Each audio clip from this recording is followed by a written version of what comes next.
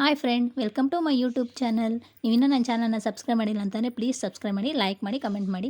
ಇವತ್ತಿನ ಸ್ಪೆಷಲ್ ಏನಪ್ಪ ಅಂತ ಅಂದರೆ without custard powder fruit salad ಹೇಗೆ ಮಾಡೋದು ಅಂತೇಳಿ ನೋಡೋಣ ಅಂತ ಬನ್ನಿ. ಏನಪ್ಪ ಇವಳು ಕಸ್ಟರ್ಡ್ ಪೌಡ್ರ್ ಹಾಕ್ತೇನೇನು ಫ್ರೂಟ್ ಸಲಾಡ್ ಮಾಡ್ಬೋದಾ, ಹೇಗೆ ಅಂತೇಳಿ ಯೋಚನೆ ಮಾಡ್ತಾ ಇದ್ದೀರಾ? ಹೌದು ಫ್ರೆಂಡ್, ನಾನು ಒಂದು ಪಾತ್ರೆ ತೊಗೊಂಡಿನಿ. ಪಾತ್ರೆಗೆ 1 ಲೀಟ್ರ್ ಆಗೋಷ್ಟು ಹಾಲನ್ನು ಹಾಕಿದ್ದೀನಿ.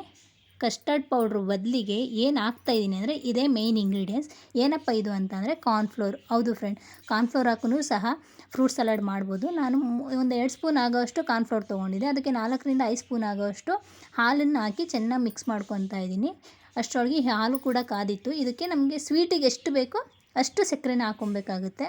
ಅದು ಸಕ್ಕರೆ ಎಲ್ಲ ಕರಗಿದೆ ಅಂತ ಗೊತ್ತಾದ ಮೇಲೆ ಹಾಲೆಲ್ಲ ಚೆನ್ನಾಗಿ ಮಳ್ಳಾದಮೇಲೆ ಆವಾಗಲೇ ಮಿಕ್ಸ್ ಮಾಡಿ ಇಟ್ಕೊಂಡಿದ್ವಲ್ಲ ಕಾರ್ನ್ಫ್ಲೋರು, ಅದನ್ನು ಹಾಕ್ತಾಯಿದ್ದೀನಿ. ಅದನ್ನು ಹಾಕಿ ತಿರುಗಿಸ್ತಾ ಇರಬೇಕು, ಇಲ್ಲಾಂದ್ರೆ ಗಟ್ಟಿ ಆಗ್ತಾ ಇರುತ್ತೆ. ನೋಡಿ, ಈ ಹದಕ್ಕೆ ಬಂದರೆ ಸಾಕು. ಇದಾದಮೇಲೆ ಇದನ್ನು ಫ್ರಿಜ್ಜಿಗೆ ಎತ್ತಿಕ್ತಾಯಿದ್ದೀನಿ ಸೈಡಿಗೆ. ಅದಕ್ಕೂ ಮುಂಚೆ ಒಂದು ಬೌಲಲ್ಲಿ ಚಿಯಾ ಸೀಡ್ಸ್ನ 1 ಅವರ್ ಮುಂಚೆ ನೆನೆಸಿಟ್ಕೊಂಡಿದ್ದೆ. ಇವಾಗ ಫ್ರಿಜ್ಜಿಂದ ಅದನ್ನು ತೆಗ್ದು ನಾನು ಆವಾಗಲೇ ಸಣ್ಣಕ್ಕೆ ಬಾಳೆಹಣ್ಣು ಮತ್ತು ಆ್ಯಪಲ್ಲು ಮತ್ತು ಡ್ರೈ ಫ್ರೂಟ್ಸು ಇದೆಲ್ಲನೂ ಸಣ್ಣಕ್ಕೆ ಹಚ್ಚಿ ಇಟ್ಕೊಂಡಿದ್ದೆ. ಅದನ್ನೇ ಎತ್ತಿಟ್ಕೊತಾ ಇದ್ದೀನಿ.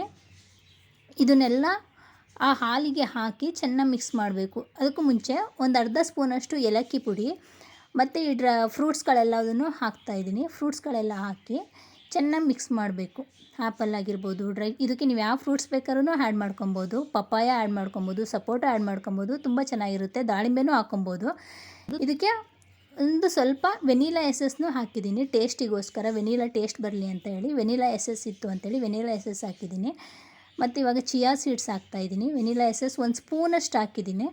ತುಂಬ ಚೆನ್ನಾಗಿತ್ತು, ತುಂಬ ಟೇಸ್ಟಿಯಾಗಿತ್ತು. ಮಕ್ಕಳೆಲ್ಲ ತುಂಬ ಇಷ್ಟಪಟ್ಟು ತಿಂದರು.